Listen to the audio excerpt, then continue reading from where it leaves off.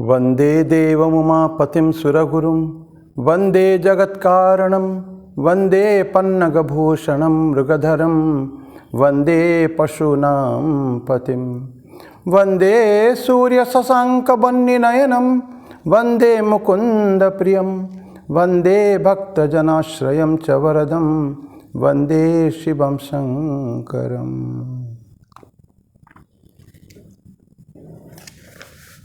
भगवान श्री रामकृष्ण देव, जगत जननी माँ शारदा जी और स्वामी जी को प्रणाम अर्पित करता हूँ। मेरे गुरुदेव पूजनीय स्वामी भूतेशानंद जी महाराज को मेरा प्रणाम। भगवान शिव शंकर जी को मेरा प्रणाम। आज भगवद गीता का 15वां अध्याय में 8वां श्लोक हम लोग लेंगे। 7वां समाप्त हो चुकी है करीब करीब। एक भगवान शिव के एक स्तोत्र से आज शुरू करेंगे हम भजन शिवाष्टकम करके हम। प्रभुमी शमनी समशेष गुणम, प्रभुमी शमनी समशेष गुणम, गुणहीन महेशगराभरणम, रणनिर्जित दुर्जय दैत्यपुरम, रणनिर्जित दुर्जय दैत्यपुरम, प्रणमामि शिवं शिवकल्पतरुं, प्रणमामि शिवं शिवकल्पतरुं, गिरिराजसुतान्वितवामतनुं, तनुनिन्दितराजितकोटिविधुं, विधिविष्णुशिरोद्धृतपादयुगं, विधिविष्णुशिरोद्धृतपादयुगं, प्रणमामि शिवं शिवकल्पतरुं, प्रणमामि शिवं शिवकल्पतरुं, शशलाञ्छितरञ्जितसन्मुकुटं, कटिलम्बितसुन्दरकृत्तिपटं, सुरशैवलिनीकृतपूतजटं, सुरशैवलिनीकृतपूतजटं, प्रणमामि शिवं शिवकल्पतरुं, प्रणमामि शिवं शिवकल्पतरुं, नयनत्रयभूषितचारुमुखं, मुखपद्मपराजितकोटिविधुं, विधुखण्डविमण्डितभालतटं, विधुखण्डविमण्डितभालतटं, प्रणमामि शिवं शिवकल्पतरुं, प्रणमामि शिवं शिवकल्पतरुं, वृषराजनिकेतनमादिगुरुं, गरलासनमाजिविषाणधरं, प्रमथाधिपसेवकरञ्जनकं, प्रमथाधिपसेवकरञ्जनकं, प्रणमामि शिवं शिवकल्पतरुं, प्रणमामि शिवं शिवकल्पतरुं, मकरध्वजमत्तमतङ्गहरं, करिचर्मगनागविबोधकरं, वरमार्गणशूलविषाणधरं, वरमार्गणशूलविषाणधरं, प्रणमामि शिवं शिवकल्पतरुं, प्रणमामि शिवं शिवकल्पतरुं, जगदुद्धवपालननाशकरं, त्रिदिवेशशिरोमणिधृष्टपदं, प्रियमानवसाधुजनैकगतिं, प्रियमानवसाधुजनैकगतिं, प्रणमामि शिवं शिवकल्पतरुं, प्रणमामि शिवं शिवकल्पतरुं, हृदयस्थतमः प्रकरापहरं, नृमनोजनिताघविनाशकरं, भजतोऽखिलदुःखसमेद्धहरं, भजतोऽखिलदुःखसमेद्धहरं, प्रणमामि शिवं शिवकल्पतरुं, प्रणमामि शिवं शिवकल्पतरुं, प्रणमामि शिवं शिवकल्पतरुं। ओम नमः शिवाय शांताय कारणत्रयहेतवे, निवेदयामि चात्मानं त्वं गतिः परमेश्वरः।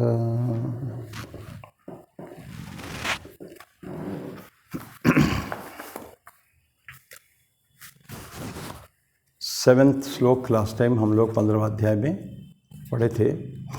आज 8 श्लोक पढ़ेंगे और 7वां श्लोक का जो पढ़ा था अंतिम में, ममैवांशो जीवलोके जीवभूत सनातन मनसष्ठानि इंद्रियाणि प्रकृतिस्थानि कर्षति, ये 7वां पढ़े थे हम लोग, पढ़ चुके हैं। उसमें ठाकुर की छोटी सी एक उक्ति है कि मनुष्य का जो, वही तो पढ़ते हैं ना, जीवात्मा और परमात्मा का बारे में पढ़ते हैं हम लोग। जीवात्मा कुछ ना कुछ संस्कार उसके अंदर है, इसलिए परमात्मा के साथ उसका मिलन नहीं हो पा रहा है। उसका एक बड़ा कारण है कि हमारे विभिन्न उपाधियाँ, अभी आज को और पढ़ेंगे अभी 8वां श्लोक में भी, अपने विभिन्न प्रकार हम आपको एकाकार कर लेते हैं प्रकृति के साथ, इसके कारण हो रहा है ये। तो मनुष्य का जो सच्चा स्वरूप है ये क्या है? सच्चिदानंद स्वरूप है ये। अनंत कई बार पढ़ चुके हैं। सच्चिदानंद ईश्वर का जो स्वरूप है, ब्रह्म का जो स्वरूप है, सत, चित और आनंद, ये 3 उपाधि हमारा जो कैरेक्टरिस्टिक्स है, हमारा ओरिजिनल गुण है। लेकिन अहंकार के कारण, विभिन्न इगोइज्म के कारण, और हम लोगों ने क्या किया, बहुत सारी उपाधियाँ ओढ़ ली है अपने आप ऊपर, मैं ऐसा हूँ, मैं वैसा हूँ, जो हमारे रियल नेचर नहीं है। ऐसा ही प्रकृति हमने अलग से ओढ़ लिया, उसके कारण भी जो मुक्ति होना चाहिए वो प्रोलॉन्ग होता जा रहा है, धीरे धीरे नहीं हो पा रहा है, क्योंकि हम वो छोटा छोटा अंश, छोटा छोटा संस्कार, ये उपाधियाँ जो रखते हैं तो उसको जब तक पूर्ण रूप में समाप्त नहीं होता जाता है तब तक वो रहेगा ही रहेगा और मुक्ति हो नहीं पाएगी। तो ये सब उपाधियाँ हैं, बड़े खतरनाक है ये। अभी 8वां श्लोक है, शरीरम यद्वाप्नोति यच्चाप्युत्क्रामतीश्वरः गृहीत्वेतानि संयाति वायुर्गंधानि वासयत्। शरीरम यद अवाप्नोति, ये आत्मा या जीवात्मा जो शरीर प्राप्त करता है, आत्मा में तो शरीर तो नहीं, लेकिन शरीर एक बंधन है, लेकिन शरीर के अंदर जीवात्मा रहती है।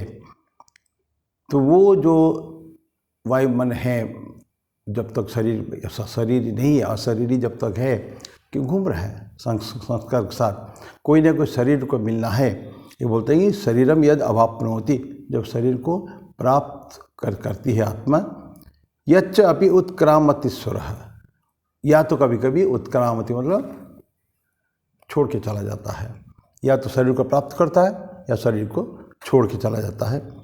गृहीत्व एतानि संयाति, वो जब जाता है, ये आता है, ये सारे जो गुण अपना है उसको सब लेके जाता है, मनोबुद्धि चित्त जो कुछ है सब कुछ उस लेके जाता है।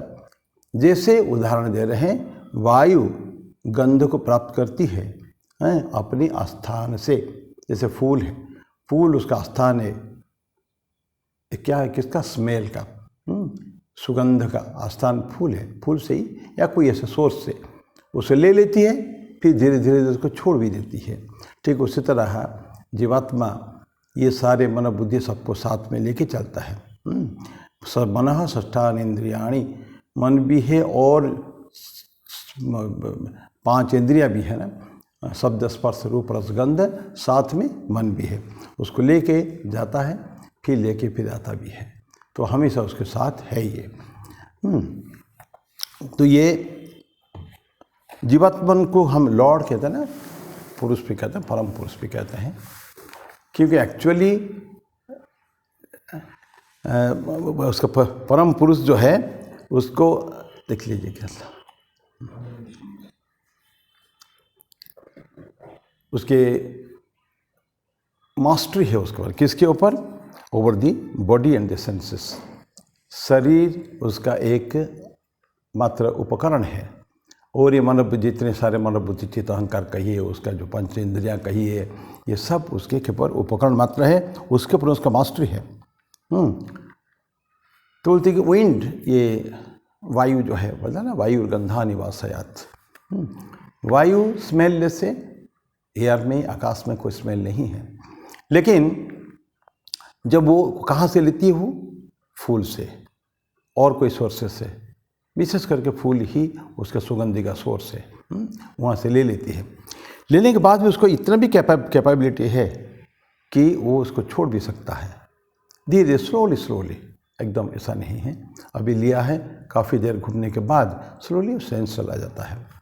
अगर हम उसको कंपेयर करें जीवात्मा के साथ, जीवात्मा बोलता है कि सारे इंद्रियों को लेके जाता है, साथ साथ लेके जाता है, पर इन कोर्स ऑफ टाइम समय के साथ साथ उसको छोड़ भी सकता है। उसको धीरे छोड़ देने से क्या होगा, जिसको उन्होंने ओढ़ा है, ये जो उपाधियाँ जो कुछ साथ में लिया है, जैसे जैसे छोड़ता जाएगा वैसे वैसे मोर एंड मोर प्योर, पवित्र से और पवित्र होता जाएगा।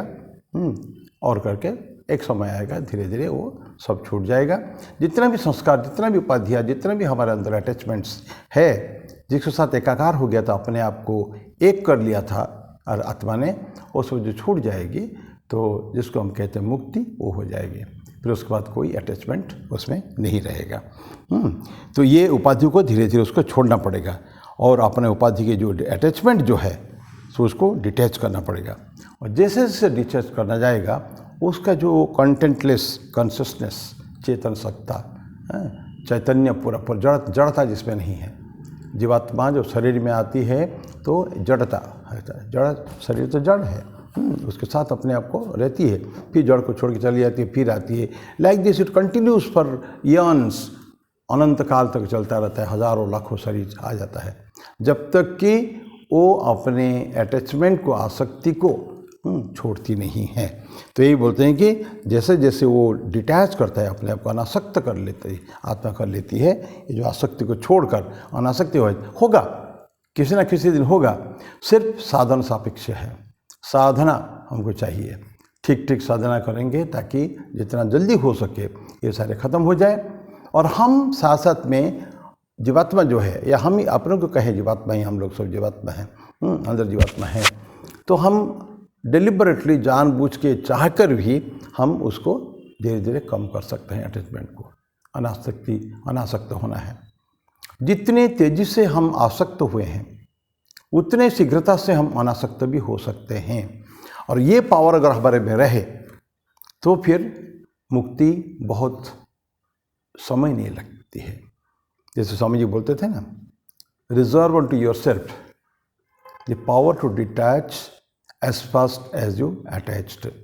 जितनी शीघ्रता से, जितने तेजी से, जितना जल्दी हम आसक्त हो गए थे ये शरीर के प्रति, ये मन, इंद्रिया, बुद्धि जो भी कहें उसके प्रति आसक्त हो गए थे, या प्रकृति के साथ हम अपने आपके एकाकार कर लिए थे, जितने तेजी से खत्म, उसको इतने शक्ति हमारे आना चाहिए।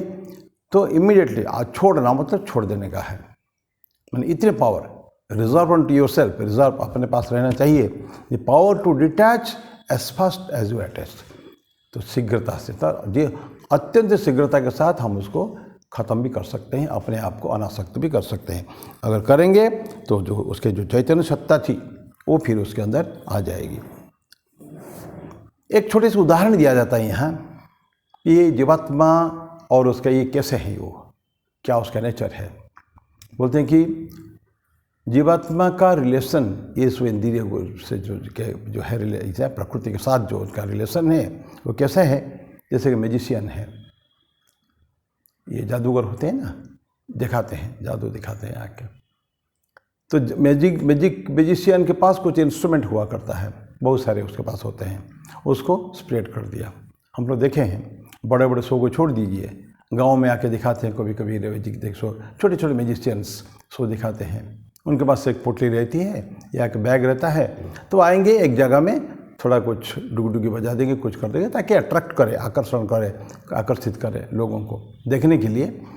तो स्प्रेड करते हैं, मैजिक दिखाते हैं, काफ़ी देर तक दिखाते हैं, कुछ पैसा इकट्ठा हो गया, फिर वहाँ से बंद कर देते हैं, फिर वहाँ से कहीं और जगह चले जाते हैं, वहाँ भी वही शो दिखाएंगे। वो यहाँ जो शो दिखाया था यहाँ से ख़त्म कर दिया, बंडल कर लिया, लेके बांध के गठरी बांध कर बैग में भर के फिर दूसरी जगह चला गया, वही काम करते हैं।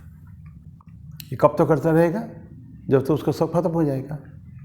तो इंस्ट्रूमेंट भी नहीं रहेगा, वो भी नहीं रहेगा। अब मैंने चाहे तो कभी भी किसी समय में वो ये इंस्ट्रूमेंट को उठा के फेंक सकता है। ठीक उसी तरह का जीवात्मा है। जीवात्मा के पास ये सो है ना, सेंसेस, शब्द स्पर्श रूप रसगंध, पहले मन षष्ठान इंद्रियाणी हैं, तो सिक्स्थ माइंड है। माइंड उसको क्या करता है, उसका डाटा को इंटरप्रेट करता है। तो इस सारे को ख़त्म करके जीवात्मा क्या करते हैं, वो सेंसेस को जो नया जन्म एक लेती है आत्मा, एक शरीर तो मिलता ही रहता है। पूर्व कर्म के अनुसार, पूर्व संस्कार के अनुसार, या अंतकाल में मृत्यु के समय जो उसने सोचा था, जो जो विचार उनके मन में आए थे, प्लस उनका पुराने संस्कार के अनुसार उसको एक शरीर मिलेगा। वो शरीर में उसे इंद्रियाँ आएंगी, वो मन आएगा ही आएगा। तो उसको लेके वो फिर एक कहता है, वो खेल दिखा रहा है। मैं एक खेल दिखा रहा हूँ यहाँ, मेरे इंद्रियों के थ्रू, मेरे हाथ पैर, मेरा देखना चलना जो है, मेरा व्यवहार लोगों के साथ, इसके द्वारा ये भी एक खेल है। जगत एक खेल ही है, नाटक है। जीवन एक नाटक है, बहुत बड़ा नाटक है, अनएंडिंग नाटक है। अनएंडिंग तो नहीं कहेंगे, it has an and, that all depends upon us. तो बोल देखिए, ये जीवात्मा जो है सेंसेस को लेकर खेलता है। फिर उसको जब मृत्यु आती है तो फिर अपने आप को समेट लेती है आत्मा, सब आपको फिर जन्म लेती है दूसरे की जगह में, with all same senses, same sort of play. परिवेश बदल जाता है, हो सकता है कि शरीर भी बदल जाए, लेकिन ये जो इंद्रियाँ, पंच इंद्रियाँ, ये तो रहेगी, ये मन तो रहेगा। मैं बहुत छोटे प्राणी की बात नहीं कर रहा हूँ, कम से कम ये इंसान एवं उसके छोटे मोटे जो डिविएशन से ये सारे शरीर में ऐसा ही होता है। ये सारे खेल को दिखाता है। तो ये एक चेन चलता रहता है, वन आफ्टर अनदर, हजारों लाखों योनियाँ हम प्राप्त करते हैं। लेकिन जब मन में आ गया, नहीं, इस इंसान शरीर में हो सकता है, वो योग योनि है ही है, बाकी सब भोग योनियाँ हैं। इवन देवताओं के में भी है भोग योनि है। मुक्ति वहाँ से नहीं होती है, मुक्ति होगी तो यहीं आके होती, इस इंसान के शरीर में होती है। तो जैसे जैसे जन्म लेती जाती है आत्मा, वैसे वैसे अपना खेल दिखाई जाती है। तो ये था। अब प्रश्न है कि जीवात्मा इस सेंस के साथ क्या करती है। सेंस ऑर्गन की बात हमने कही है, पंच इंद्रियों की बात कही है, मन की बात कही है, तो करती क्या है, इसके लिए हम पढ़ते हैं श्लोक नंबर 9। श्रुत्रम चक्षुस्पर्शनम च रसनम घ्राणमेव च अधिष्ठाय मनश्चायम विषयानुपसेवते। करता क्या है, विषयों को उपभोग करती है आत्मा। हम शरीर क्या करते हैं, हम लोग सारे ये जो इंद्रियों का हर क्षण हम लोग इंद्रियों का उपभोग करते रहते हैं। कुछ ना कुछ देखते हैं, कुछ खाते हैं, कुछ सुनते हैं, कुछ स्पर्श करते हैं। ये सब पंच इंद्रियों के द्वारा हम भोग करते हैं। श्रोत्रम कान, चक्षु स्पर्शनम टच ऑर्गन, रसनम और घ्राण में वच, रसनम टेस्ट ऑर्गन्स एंड घ्राण में वच, इनको अधिष्ठाय, इनके साथ उनके हेल्प लेकर, मना च, और मन का भी। तो 5 इंद्रियां और मन पहले पढ़ चुके हैं, फिर से रिपीट कर रहे हैं। ये 7वां श्लोक में था। ये अधिष्ठाय मनस्सायम विषयान उपसेवते, विषय का उपभोग ये करती है। ये कौन सा श्लोक नंबर 9। ये जो 5 सेंस ऑर्गन हमारा है, ये कह सकते हैं कि हमारे 5 मैसेंजर्स हैं। किसके लिए, टू दी इंडिविजुअल, ये जीवात्मा जो शरीर के अंदर है, वो आत्मा को ये सब क्या है, मैसेंजर से। ठीक है। तो मैसेंजर कहाँ काम करेंगे, जहाँ आने जाने का उपाय है। एक हम इमेजिनरी सिचुएशन लें, जहाँ हमको किसी ने, किसी प्राणी को, किसी मनुष्य को, हम अपने आप को बंद कर दें सेल के अंदर। ऐसा है सेल, उसमें कहीं एपर्चर कोई नहीं है, आउटलेट्स नहीं है, आने जाने की जगह नहीं है। Once you close it, close complete airtight. बंद करने के बाद उसका बंद ताला बाहर से लग गया, अंदर ना लाइट आलोक जाएगा, ना हवा जाएगी, ना कुछ भोजन का व्यवस्था है, कुछ व्यवस्था नहीं है। तो क्या होगा, स्लोली बिकॉज लाइट, एयर और फूड, पानी जो अत्यावश्यक है शरीर को चलाने के लिए, जब नहीं मिलेंगे तो क्या, द मैन और दैट प्राणी, दैट जीव विल स्लोली डाई। जब तक उसके अंदर जितना भी एयर उसके अंदर था, जो कुछ फूड या वाटर जो कुछ है, क्योंकि ये सब उनका अत्यावश्यक और जीवन को चलाने के लिए आवश्यक है, तो जब तो नहीं रहेंगे धीरे धीरे ख़त्म हो जाएगा। लेकिन क्या इंसान की अवस्था ऐसा है क्या? नहीं है। इंसान का जो फोर्ट कहते हैं, ये दुर्ग एक है, किला है ना, गढ़ हमारे लिए, कायागढ़, कबीर जो लिखते हैं कायागढ़, काया ये शरीर एक गढ़ है। ये फोर्ट के अंदर कितने द्वार है? नवद्वार ये पूरे देही कहते हैं ना, नवद्वार है पूरा, ये पूरा है। तो हम हैं पूरी, पूरी में जो रहता है ये सिटी ऑफ विथ 9 गेट्स, 9 द्वार उसमें है। ये सब हमारा नासिका, हमारा करना, ये सब जरा ब्रह्मरंध्र को लेकर टोटल 9 रंध्र है शरीर के अंदर। इसके द्वारा हमको हमेशा हर चीज़ मिलता है। We are in direct communion with the environment, परिवेश के साथ या संसार के साथ, जगत के साथ हम हमेशा कांटेक्ट में रहते हैं, हमेशा जुड़े रहते हैं उसमें। तो इसके कारण हमको लाइट भी मिल रहा है, हमको देख भी पा रहे हैं, हम सुन भी पा रहे हैं, कोई भोजन भी कर रहे हैं, स्पर्श भी कर रहे हैं, ये सो है। तो क्या करता है ये 5 इंद्रियों के द्वारा है। तो अब देखते हैं 5 इंद्रिया, 5 तत्व हमारे हैं, है ना।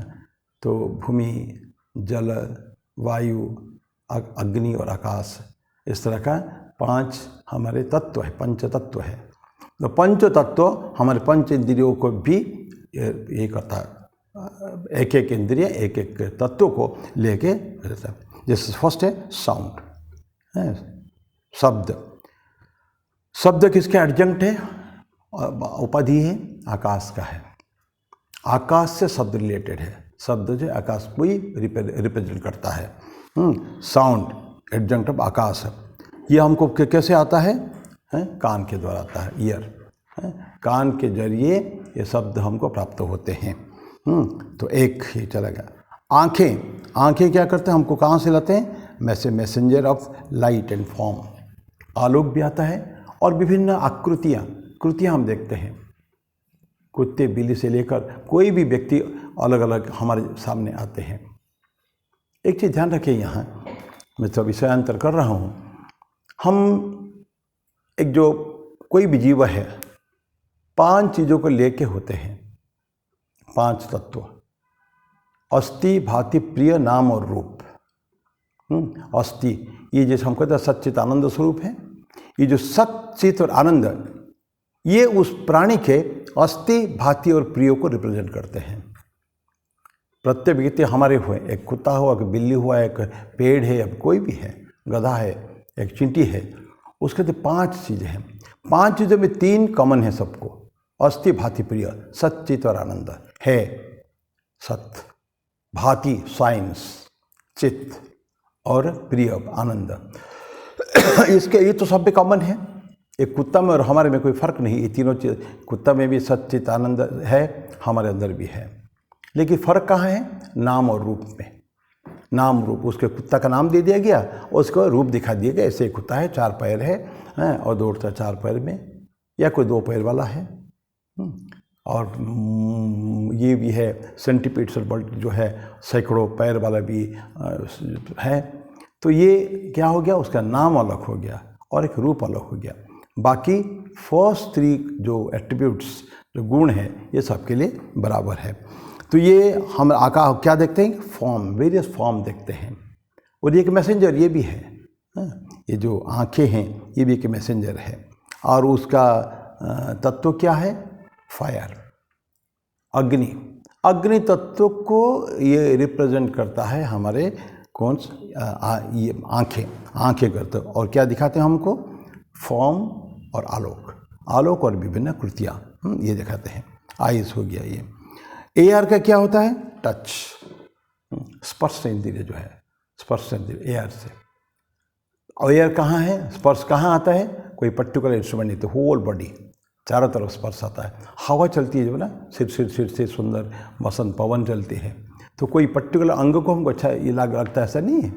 ये तो होल शरीर को वी रियली एन्जॉय। ब्यूटीफुल हवा चल रही है, गर्मी का मौसम, शाम के समय में बैठे हैं आप अपने पार्क में, बैठे हैं अपने गार्डन में, बैठे हैं अपने घर के ऊपर बैठे हैं और बहुत सुंदर हवा चल रही है, तो वहाँ सारे शरीर को स्पर्श करता हुआ चला जाता है वो। तो ये स्पर्श इंद्रिय जो है ना होल शरीर को, हिज होल बॉडी उनका इंटीमेट करता है कि ये हीट है कि कोल्ड है, परिवेश कैसा है, हमारे चारों तरफ में एनवायरनमेंट कैसी है, ये बताता है।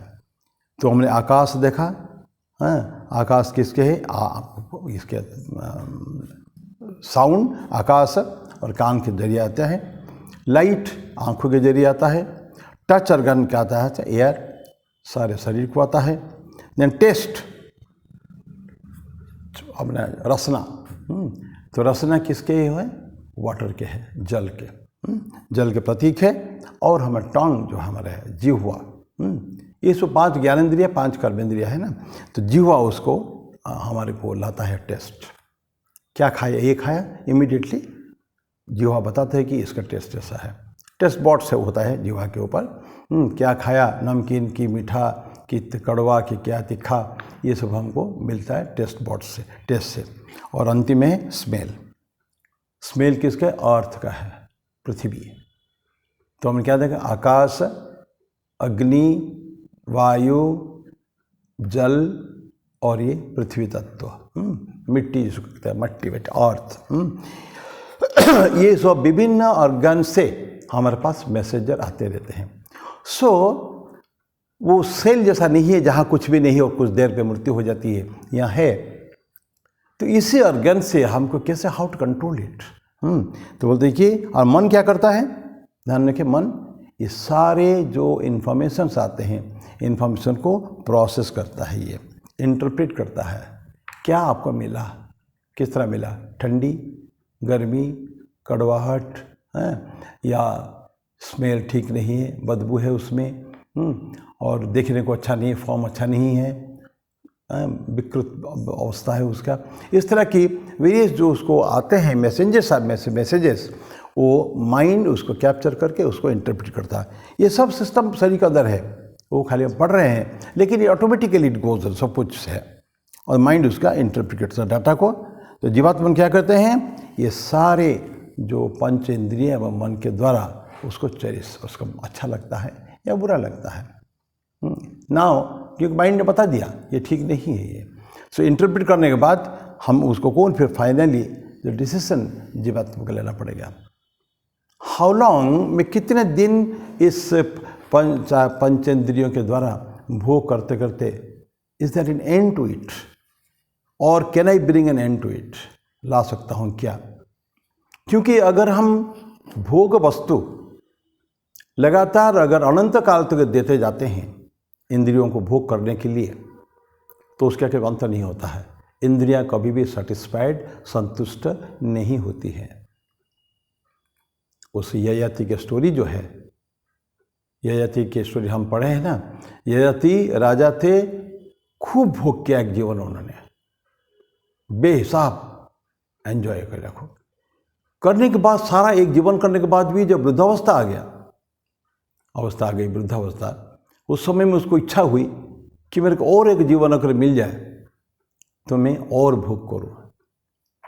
उसने बड़े बेटे को बोला, मना कर दिया उसने, सेकंड को बोला नहीं, थर्ड बेटे, थर्ड और फोर्थ जो था, उसने बोला कि हाँ पिताजी, ये शरीर आप ही का दिया हुआ है, तो मैं ये मेरे शरीर को आपको मैं दे सकता पुनः। इस समय उस समय होता होगा कि तुम मेरा वार्धक्य ले लो, मैं तुम्हारा जवानी युवा अवस्था ले लूँगा। तो युवा अवस्था उसके पास आ गया। ययाति का बहुत बड़ा राजा थे और खूब एंजॉय किया फिर द होल लाइफ। उस समय में जीवन हजारों साल के हुआ करता था, कोई 10 साल 20 साल 60-70 साल नहीं, विभिन्न उस युगों में ऐसा होता था। हम पढ़ते ना, भगवान श्री रामचंद्र 11,000 साल जो जंगल से आने के बाद लंका से वापस आने के बाद 11,000 ईयर्स राम जी ने राज किया। तो ऐसा होता था। तो लेकिन अंत समय में यह जाति दूसरे जन्म के जो भोग, उसके मन में वितृष्णा आ गई है। What the hell I am doing, ये तो कोई अंत नहीं है इसका। फिर उसके मन में आता है, बोलता है, न जातु काम कामानाम उपभोगेन साम्यति हविषा कृष्ण वर्तमेव भूय एवाभिवर्धते। न जातु काम कामानाम, इसके अंत नहीं है कामना का। उपभोगेन साम्यते, समन उसका नहीं होता है। कभी भी कितना भी उपभोग कर दो। और उदाहरण क्या देते हैं, घी डालने से, घी डाल के हम अग्नि को, जो प्रज्वलित अग्नि जो है धधकती हुई अग्नि को बुझा नहीं सकते हैं। बुझाने के लिए पानी चाहिए, लेकिन अग्नि को बुझाने के लिए पानी जल क्या आवश्यकता है, घी की आवश्यकता नहीं है। घी उसको और ज़्यादा प्रज्वलित कर देता है। तो बोले कि जितना ज़्यादा से ज़्यादा हम इंद्रियों को सप्लाई करें, प्रोवाइड करें, उतना ही उतना वो इंद्रियां और पावरफुल होते जाते हैं। So there is no end to it. तो ऐसे ही तो now what we learn from that, ये जो मन के द्वारा, मन की लीडरशिप के अंदर, नेतृत्व में जो सारे डाटा को इंटरप्रेट करता है मन, ये जो पंच इंद्रिय से जो भोग करते हैं, हमको बंद कर देना चाहिए। जो अनंत है, जिसकी तृष्णा में कोई अंत नहीं है, ऐसे को ख़त्म कर देना चाहिए, क्योंकि तृष्णा ही हमको दुख देती है ना। भगवान बुद्ध ने बोला था ना कि संसार दुखपूर्ण है, दुख कारण कामना वासना ही दुख का कारण है। और नेचुरली जो दुख कामना के कारण होता है, तो कामना को जब समाप्त कर देंगे हम, कामना वासना की समाप्ति में मृत्यु भी, दुख समाप्त हो जाएगा। दुख समाप्त कर सकते हैं जब हम सारे वासनाओं को नष्ट कर दें, और वही तो मुक्ति का पथ भी बन जाता है ना। तो ऐसा बोलते हैं कि ये इंस्ट्रूमेंट को लेकर हम कब तक रहेंगे, तो उसको एक ना एक दिन उसको समाप्त करना है। The sooner we do the better it is. जितने जल्दी हो सके, जितने शीघ्रता से हो सके, हम उसको समाप्त करना है। This was worse number 9। ये क्योंकि एक्सटर्नल वर्ल्ड के साथ हमारा कांटेक्ट रहता है ना, हमको धीरे धीरे अंदर जाना है, बाहर नहीं। बहिर्मुखी ना होके अंतर्मुखी होना चाहिए। अंतर्मुखी मीन्स यही सब बातें हैं, सारे इंद्रियों को अंदर घुमा दें, बाहर नहीं। तो कठोपनिषद में एक श्लोक आता है, कठोर बोलते हैं कि यमराज बोलते हैं नचिकेता को, बहुत सुंदर श्लोक है और पढ़ा होगा, चर्चा भी हुई है। परांचिखानि व्यतृणत स्वयंभू तस्मात् परांग पश्यति नान्तरात्मन कश्चित् धीरः प्रत्यगात्मानमैक्षत आवृतचक्षुः अमृतत्वम इच्छन। बोले कि ईश्वर ने जानबूझकर हमारे इंद्रियों को परांचिखानि, परांचिखते जो का ये है, परांचिख मतलब बहिर्मुखी है।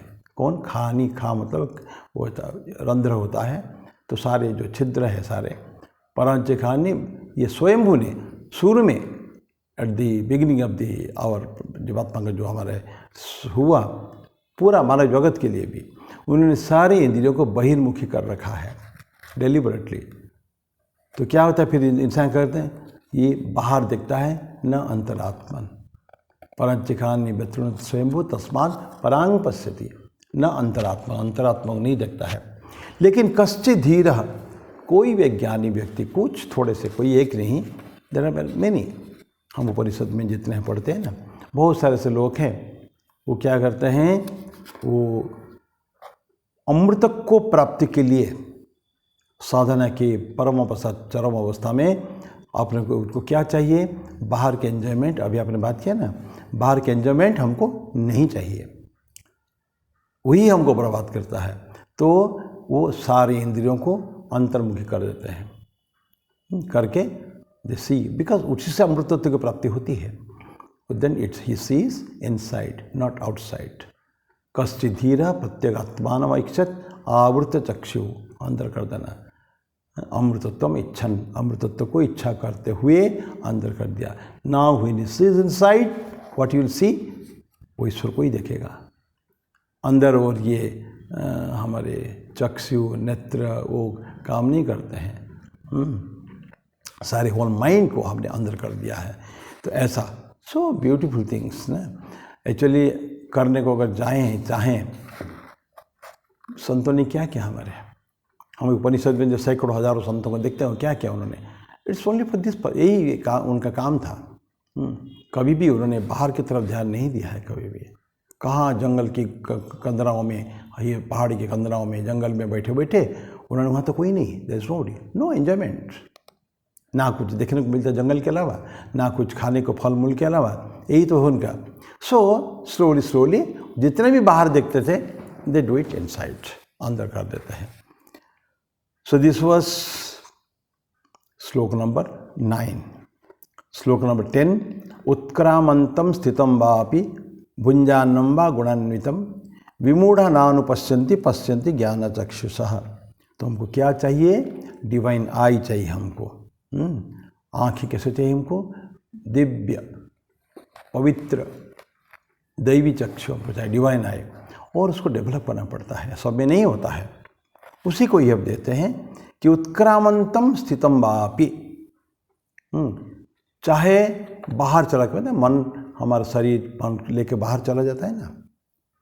अभी बात किया अपन लोगों ने, जब एक जन्म लेता होता है, वो जन्म में जीवात्मा जो है इंद्रिय एवं मन के साथ उसको लेकर साथ चलती है जीवात्मा। फिर जो छोड़ के चली जाती है उसको लेके जाती है फिर और एक शरीर के लिए, फिर खेल कहीं दिखाएगा वो। तो ये बोलते हैं कि वो चाहे जाते समय उत्क्रमण मतलब छोड़ के जाने का है, और उत्क्रमण मतलब छोड़ के जाती है, या स्थितम वापि, या चुपचाप एक जगह है, स्थितम वापि भुंजानं वा गुणान्वितम विमूढ़ा नानुपश्यन्ति। ये है वो चाहे एंजॉय करे या न करे, वो क्या था? विमूढ़ा नानुपश्यन्ति।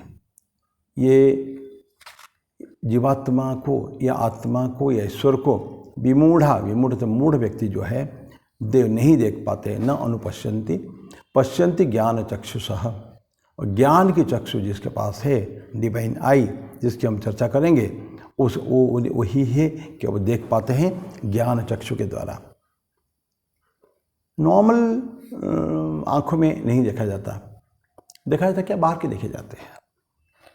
इसलिए महाभारत युद्ध में जब युद्ध शुरू होने वाला है, तो व्यासदेव, महर्षि व्यास धृतराष्ट्र के पास, वही तो जेदा थे, पांडु तो मर चुके थे। तो धृतराष्ट्र के पास उनके भी पुत्र एक तरफ लड़ रहे हैं, पांडु पुत्र दूसरे तरफ है। वो आके बोलता है, धृतराष्ट्र महाराज आपको अगर देखना है ये सारे युद्ध देखना है, मैं आपको दिव्य दृष्टि दे सकता हूँ। धृतराष्ट्र बोलते हैं, मैं तो खुद ही अंधा हूँ, जीवन भर कोई देखा ही नहीं, अब क्या युद्ध की विभीषिका मैं क्यों देखने जाऊँ? तो मेरा मित्र संजय को आप वो दृष्टि दे दीजिए। तो ये दिव्य चक्षु के द्वारा संजय सारे युद्ध को अवलोकन देखते हैं और रनिंग कमेंट्री देते रहते हैं। रनिंग कमेंट्री उस समय में होता था, एक जगह बैठ के, पैलेस के अंदर बैठ के धृतराष्ट्र के पास सारे देख पाते हैं दिव्य दृष्टि के द्वारा, देख के उनके एक एक करके उनको बताते जाते हैं, ऐसा हो रहा है, ऐसा हो रहा है। तो इस तरह के दिव्य चक्षु हमको चाहिए, और उसके लिए दिव्य चक्षु जैसे नहीं आता है। पश्यन्ति ज्ञान चक्षुषः, तो ज्ञान चक्षु जिसके पास है वो इसको देख पाते हैं। इसको अभी नहीं लेते हैं, इसको श्लोक को अभी समाप्त करेंगे, और अगले बार फिर इसका हम लोग चर्चा करें उसके बारे में। मैं ही मेरी वाणी को विराम देता हूँ। ये 10वां श्लोक हम लोग फिर अगले बार पढ़ेंगे, शुरू करेंगे। आज खाली एक तो उसका मीनिंग खाली बता दिया मैंने, अगले बार इसको पढ़ेंगे। बहुत अच्छे श्लोक है ये, है प्रैक्टिकल हमारे लिए, लेकिन क्योंकि साधना सापेक्ष है, हमको साधना करनी पड़ेगी उसके लिए। करेंगे तो ये सब हो पाएगा। तो मेरी वाणी को विराम दूँ मैं। ओम शांति शांति शांति। हरि ओम तत्सत। श्री राम कृष्णार्पणमस्तु।